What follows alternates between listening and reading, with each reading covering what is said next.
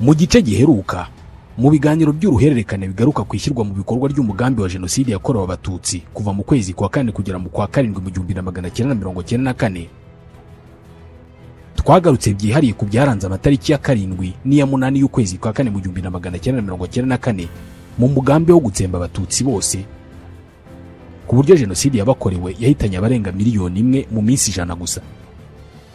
Uyu munsi tugiye kuvuga ku byaranze itariki ya 9 n'itariki ya 10 y'ukwezi kwa kane mu 1994 muri jenoside yakorewe abatutsi. Iki ni igice cya kabiri kuri iyi ngingo.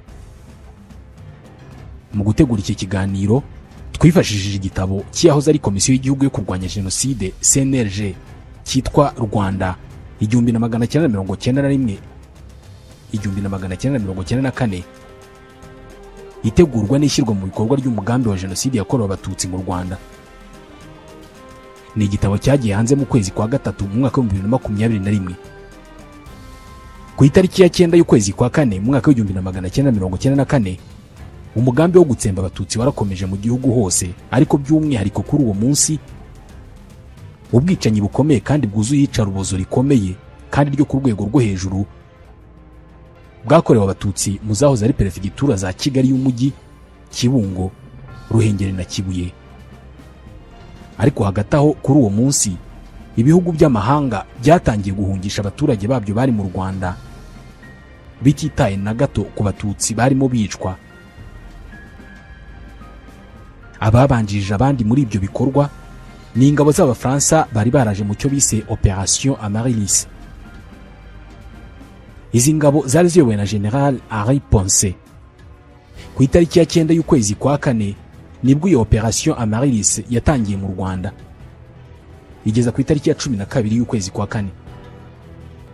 Igisobanuro cy'iyo operation kwari ugucyura Abafaransa ndetse n'abanyamahanga bari mu Rwanda. Iyo operation yabaye igihe abantu bicwaga cyane muri Kigali ndetse n'ahandi henshi mu gihugu, bicwa n'abasirikare ndetse n'interahamwe. Izi ngabo z'Abafaransa zarebaga bicwaga, nyamara ntabwo zigeze zibatabara. Zarabaretse baricwa, zikomereza gucyura bene wabo. Abafaransa ntabwo bashatse gutabara kugira ngo bahagarike ubwicanyi bwakorerwaga mu maso yabo, cyane cyane ku kibuga cy'indege cya Kanombe no ku muhanda uva ku kibuga cy'indege ugana mu mujyi wa Kigali. Aha bahasize benshi, babasigira interahamwe. Hari abatutsi bashoboye kurira ku modoka z'abasirikare b'Abafaransa zarimo zicyura Abafaransa ndetse n'abandi banyamahanga, ariko izo modoka uko zageraga muri bariyeri, abo basirikare bamanuraga abo bantu bashoboye kurira, interahamwe zikabiciraho. Imiryango yarimo abashakanye hagati y'Umufaransa n'Umunyarwanda barabatandukanije, abanze gutandukana bakabasiga. Abagore b'Abafaransa-kazi bashakanye n'Abanyarwanda b'Abatutsi basabye ko bashakanye n'abana babo batwarwa, ariko abasirikare baranga. Abakozi ba ambasade y'Ubufaransa mu Rwanda, cyane cyane Abatutsi, barasigaye, abenshi baricwa. Nyamara iyi ambasade y'Ubufaransa yafunguriye imiryango umuryango wahoze ari Perezida Juvenal Habyarimana, abari mu mutwe w'abicanyi bashyizweho na leta yariho ndetse n'abandi bari mu butegetsi bwa Habyarimana.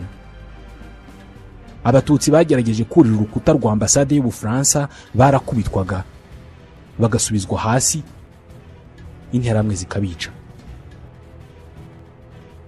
Abakozi bo mu kigo cy'imfubyi Orphelinat Sainte Agathe cyari icya Kanziga Habyarimana, umugore wa Perezida Juvenal Habyarimana, bo baratwawe. Ariko Ubufaransa bwima ubuhungiro abana banyakwigendera Minisitiri w'Intebe Agathe Uwiringiyimana, wari umaze iminsi 2 yishwe n'abasirikare b'u Rwanda bari bayobowe na Major Bernard Nkuyahaga. Icyemezo cyo gucyura Abafaransa ntabwo cyafashwe indege Habyarimana ikimara guhanurwa cyangwa se iminsi 2 yakurikiyeho. Icyo cyemezo cyafashwe n'abanyapolitike bashakaga guha ingufu ingabo z'u Rwanda zari ku rugamba. Ku itariki ya 9 y'ukwezi kwa kane, umuryango wa Habyarimana ndetse n'abandi baheza nguni buri indege z'Abafaransa bajyanwa i Bangui muri Centrafrica, bakomereza i Paris mu Bufaransa. Mu ntagorwa z'abakoraga jenoside batwawe n'ingabo z'Abafaransa harimo Felicien Kabuga ushinjwa kuba umushoramari wa jenoside, akaba perezida wa komite y'agateganyo y'isanduku yo kuramira umutekano w'igihugu na perezida wa komite ya radio RTLM yari igikoresho cy'ubutegetsi bwariho icyo gihe yanashishikarije abantu gukora jenoside. uwo Felicien Kabuga niwe watumije mu mahanga toni z'imihoro mu kwezi kwa 11 mu 1993 ndetse n'indi mipanga igera ku 50 mu kwezi kwa gatatu mu 1994. uyu Kabuga yatawe muri yombi ku itariki ya 17 y'ukwezi kwa gatanu mu mwaka wa 2020 mu nkengero z'umujyi wa Paris. aregwa icyaha cya jenoside, gushishikariza mu ruhame gukora jenoside, ubwumvikane mu gukora jenoside n'ibyaha byibasiye inyoko muntu, gutoteza, kurimbura abantu n'ibindi. Kuri urwo rutonde hari na Ferdinand Nahimana, intiti yari izwi cyane, umwarimu muri kaminuza y'u Rwanda. Nahimana yabaye delegiteri wa Orenfort, ana bumwe mu bashinze RTLM, aranayiyobora. Yakoresheje radio kubera ko ariyo yashoboraga kugera ku bantu benshi mu gukwirakwiza urwango ndetse n'urugomo. Nahimana yakatiwe igifungo cy'imyaka 30 kubera kuba yarashishikarije mu ruhame gukora jenoside no gutoteza bigize icyaha kibasiye inyoko muntu akoresheje ibiganiro bya RTLM. Uwo munsi kandi ku itariki ya 9 habayeho ishyirwaho rya guverinoma yari yobowe na Jean Kambanda. Byose byatangiye mu gitondo cy'itariki ya 8 y'ukwezi kwa 4 ubwo Bagosora yakoranyaga abayobozi bagize Hutu Power kugira ngo bashyireho guverinoma. Bose bavaga mu mashyaka y'abahezanguni. Ishyirwaho ry'iyo guverinoma ryabereye muri ambasade y'Ubufaransa bihagarariwe na ambasaderi w'Ubufaransa mu Rwanda Jean-Michel Marlot. MRND yari hagarariwe na perezida wayo Mateo Ngirumpatse, Edouard Karemera wari vice perezida we ndetse na Joseph Nzirorera umunyamabanga mukuru. MDR yari hagarariwe na Frodoir Karamira na Donat Murego. PL yari hagarariwe na Justin Mugenzi ndetse na Agnes Ntamabyariro. PSD yari hagarariwe na François Ndungutse na Yacinthe Nsengiyumva Rafiki. PDC yari hagarariwe na Jean-Marie Vianney Sibomana, Celestin Kabanda ndetse na Gaspard Ruhumuriza. MRND yashyizeho Dr Theodore Sindikubwabo nka perezida wa Repubulika. Bagosora nawe ashyiraho Jean Kambanda ku mwanya wa minisitiri w'intebe. Iyo guverinoma yari ifite gahunda imwe: gutanga umurongo w'uko jenoside igomba gukorwa mu gihugu cyose, gutanga intwaro, gukangurira abaturage gukora jenoside no kuyisobanura mu mahanga. Kuri iyo tariki ya 9 ni nabwo iyi guverinoma yarahiye. Iyi guverinoma niyo yiswe y'abatabazi. Kuri iyo tariki ya 9 Mata mu 1994 intera hamwe abasirikare n'abajandarume bishe abatutsi bari bahungiye kuri paruwase gatolika yitiriwe Mutagatifu Vincent wa Paloti Igikondo bagera kuri 500. Kuri uwo munsi kandi ingabo za Loni ziboneye ubwicanyi bwakorewe abatutsi biganjemo abana muri Kiliziya y'Igikondo. Uyu munsi kandi ni nabwo abasirikare ba leta batwitse abatutsi bari bahungiye mu mudugudu wa Nyakabanda ya kabiri munsi ya Hotel Baoba. Icyo gihe ikinyamakuru cy'Abafaransa Libération nicyo cya mbere cyise ubwo bwicanyi jenoside mu nyandiko yanditswe n'umunyamakuru Philippe Sepi wari mu Rwanda mu gihe cya jenoside. Ku rundi ruhande niko abatutsi bakomeje kwicirwa ahantu hagiye hatandukanye mu gihugu nko muri Kibungo, Kigali, Ruhengeri na Kibuye. Kuri uwo munsi abatutsi bari bahungiye ku misozi ya Murama, Murundi, Mwiri, Nyamirama ndetse na Kabare mu karere ka Kayonza, kimwe n'abari bahungiye kuri paruwasi gatolika ya Kabuye mu murenge wa Jabana mu karere ka Gasabo barishwe. Interamwe zishe abatutsi muri segiteri Nyagatare mu karere ka Nyagatare ndetse n'abari bahungiye kuri paruwasi ya Zaza muri Kibungo, aho ubwicanyi bwabayeho guhera ku itariki ya 9 y'ukwezi kwa 4 ndetse ubwo bwicanyi bwarakomeje ku buryo abarirwa hagati ya 500 na 800 bishwe. Icyo gihe kandi guhera ku itariki ya 9 y'ukwa 4 interamwe zatangiye kwica abatutsi bari bahungiye Ikiramuruzi mu karere ka Gatsibo hamwe n'abari bahungiye ku musozi wa Nyamagumba muri komine Mabanza muri perefegitura ya Kibuye. Ahangaha abatutsi birwanyeho iminsi igera kuri 5 kuva ku itariki ya 9 kugera ku ya 14 Mata mu mwaka wa 1994, ariko byarangiye bishwe abarenga 12,000. Kuri uyu munsi nanone hishwe abatutsi bari bahungiye i Nyabikenke, ku biro byahoze ari iby'umurenge wa Karama muri Bumbogo ndetse n'ahandi hantu hagiye hatandukanye harimo icyabingo muri perefegitura ya Ruhengeri, muri santere y'ubucuruzi ya Karamano mu Mataba mu karere ka Gakenke, ku rusengero rw'ababatisita rwa Rusiza muri Kabumba hari muri perefegitura ya Gisenyi, muri kiliziya ya Nyundo no mu nkengero zayo ndetse no muri maternité ya Nyundo naho muri perefegitura ya Gisenyi ubu ni mu karere ka Rubavu.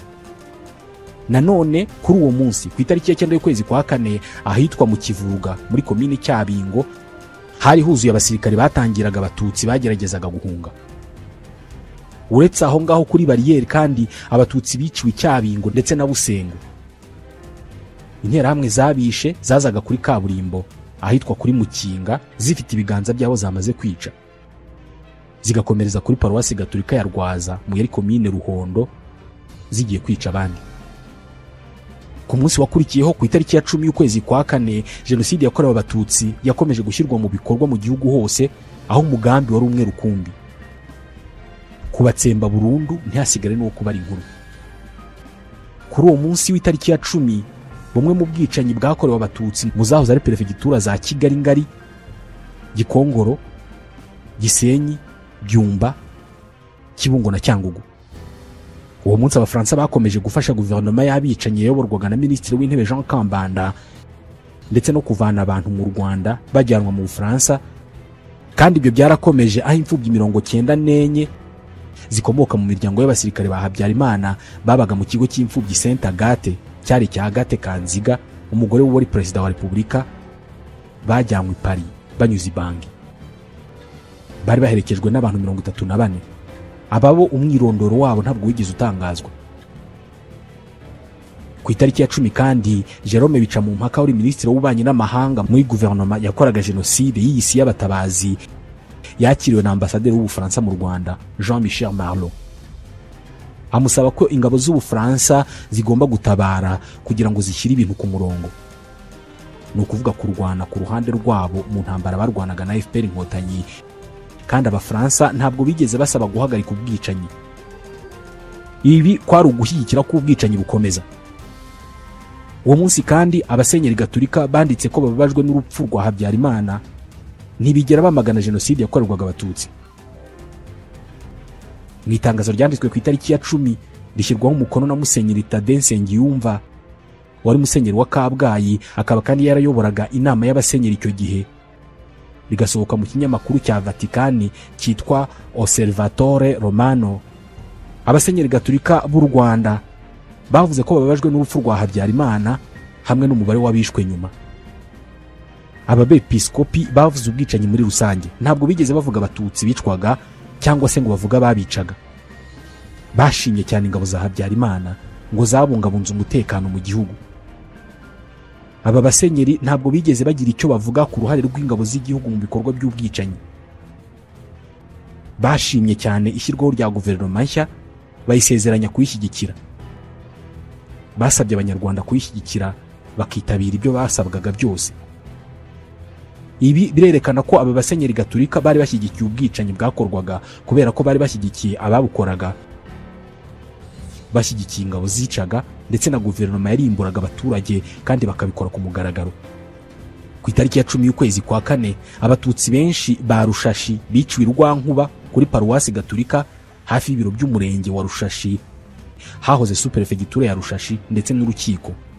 Hishwe abatutsi benshi Ishyogwe ndetse no mu gace k'ubucuruzi ka Kinyari hari hariswe Senide mu 1994.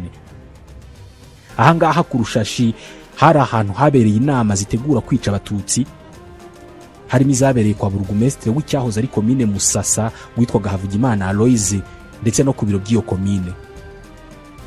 Hari n'izaberaga ku cyicaro cya perefegitura ya Kigali Ngari ziyobowe na Prefet Karera François. Zanabereye ku biro bya superefegitura ya Rushashi, ku biro bya komine Rushashi, kuri segiteri ya Syombwe, kuri ya Verushashi ndetse no ku biro bya segiteri Joma ndetse n'ahandi. Prefet Karera François yahamijwe icyaha cya jenoside n'urukiko mpuzamahanga mpanabyaha rwashyiriweho u Rwanda, ndetse yakatiwe igihano cy'igifungo cya burundu aza kugwa muri gereza. Nanone kuri iyo tariki ya 10 nibwo abatutsi bari bahungiye mu kigo nderabuzima cya Ruramba muri komine Rwamiko muri perefegitura ya Gikongoro bishwe. abagize uruhare mu kubica barimo Mugirangabo Silas wari burugumesitiri wa komine Rwamiko, suprefe wa suprefegitura ya Munini Biniga Damiyani, Mutaganda wari konseye wa Ruramba, Gafaranga Innocent wari inspecteur w'amashuri muri komine Rwamiko, Nkurikinka Celestin wari umwarimu, Kidahenda Oswald wari impuzamugambi ya Sedere, Kabuga Leodomire wari umusederi, Nkuriza Felicien Ndabirinze wari diregiteri w'uruganda rw'icyayi rwa Mata, ndetse na Nkuriza Anatole wari ushinzwe urubyiruko. Inama zakoreshwaga n'abategetsi icyo gihe zigirwagamo uburyo abatutsi bagomba kwicwa, zikabera mu gasantere ko ku Ruramba aho isoko ryubatse ubu ngubu, ziyobowe na suprefe Biniga. Mu Ruramba hari urwibutso rwa jenoside rushyingwemo imibiri iri hagati y'1200 n'1500. Uwo munsi ku itariki ya 10 y'ukwezi kwa kane nanone abatutsi biciwe mu Ngororero muri komine Satinski batwikishijwe essence. Muri iki gice kuva ku itariki ya 8 kugera ku ya 10 mu Ngororero ahari icyahoze ari ingoro ya MRND ndetse n'ibiro bya superefegitura Ngororero ya perefegitura Gisenyi, hiciwe abatutsi benshi bari baturutse mu byari komine Satinski, Ramba ndetse na Gaseke no mu nkengero zaho, ariko hari n'abatwikiwe muri ayo mazu y'ubutegetsi hakoreshejwe essence mu gihe bo bibwiraga ko baje kuhihisha. Inama nyinshi zabaye zirebana no kubica zaberaga mu byari ibiro bya superefegitura ya Ngororero, zanaberaga ku biro bya komine Ramba, Gaseke na Satinski. Abenshi mu batutsi bishwe ku itariki ya 10. Iyi ni nayo tariki aka karere kibukiraho abahaguye. Amazina ya bamwe mu bantu biciwe aho ngaho barimo Rwangarinda Berkimase wari umwarimu ndetse n'umuryango we, umucuruzi Bizimungu Martin, umuryango wa Rukara ndetse n'abandi muri bamwe bahahungiraga nyuma bagasubira mu ngo zabo. Mu cyari ibiro bya superefegitura ya Ngororero hakusanyirijwe hanicirwa abatutsi nyuma y'inama zaberaga ku biro bya za komine Ramba, Gaseke ndetse na Satinski. Nanone kandi uwo munsi abasirikare bo mu kigo cya Gako barimburiye abatutsi ku musozi wa Rebero mu murenge wa Mayange ni mu Bugesera. Ahangaha ku musozi wa Rebero ubu ngubu haherereye mu karere ka Bugesera mu murenge wa Mayange. Mu 1994 ubwo jenoside yatangiraga gushyirwa mu bikorwa, abatutsi bari batuye hafi yo kwirebero, aba Mayange, abo kubigega ndetse n'abandi bake ba Nyamata, abo muri Mbyo ndetse n'abandi bahungiye kuri uyu musozi wa Rebero kubera ko bibwiraga ko nibahahungira bari bufatanye n'abatutsi baho bakabasha kwirwanaho. Ku itariki ya 8 y'ukwa kane mu 1994 ku musozi wa Rebero hari hamaze kugira abatutsi batari bake maze bishyira hamwe.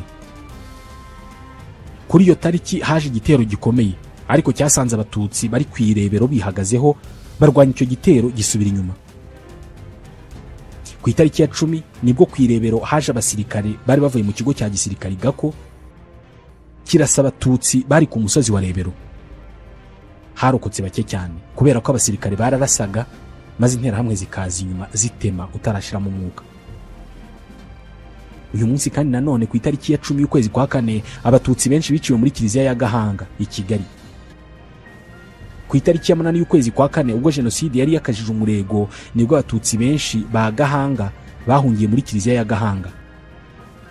Iyi kiliziya yahungiyemo abatutsi bavuye impande zitandukanye mu nkengero za Gahanga.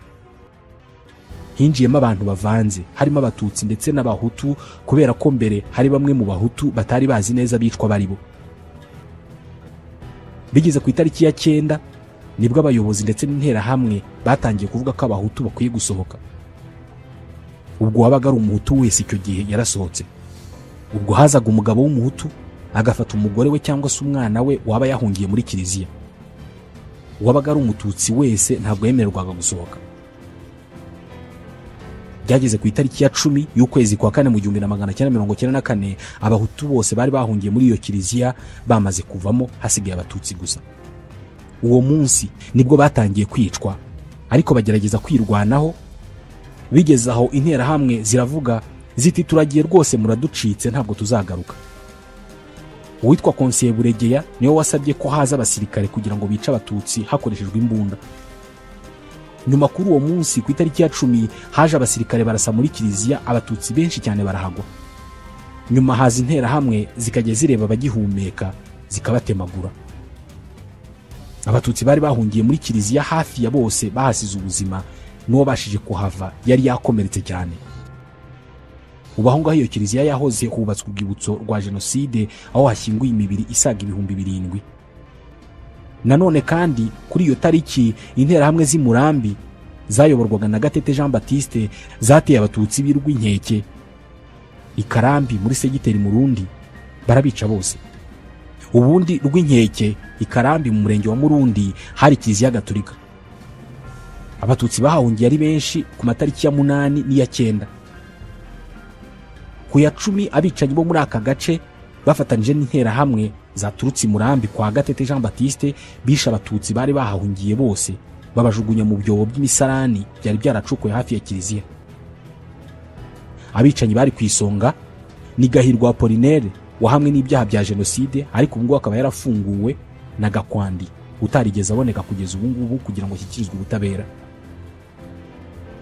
Nanone ubwicanyi bwarakomeje mu tundi duce tw'u Rwanda, aho hari ubwicanyi bwakorewe abatutsi kuri paruwase ya Nyarubuye, Rusumo, aho ngaho hagati y'abatutsi 3,000 n'ibihumbi 4 barishwe. Ubwicanyi bwayobowe na Sylvestre Gacumbitsi wayoboraga komine ya Rusumo. Uwo munsi kandi interahamwe zisha abatutsi i Karambi muri komine Kimbogo muri Cyangugu. Hagati y'itariki ya 10 n'iya 11 abandi batutsi barenga 1,000 biciwe muri kiliziya ya Zaza muri Kibungo. Kuri iyo tariki ya 10 habaye ubwicanyi bukomeye kuri paruwase ya Kiziguro, ubwicanyi bwayobowe na Jean Baptiste Gatete, burugumesitiri wa Murambi. Hicwa abatutsi bari hagati y'3,500 n'3,700.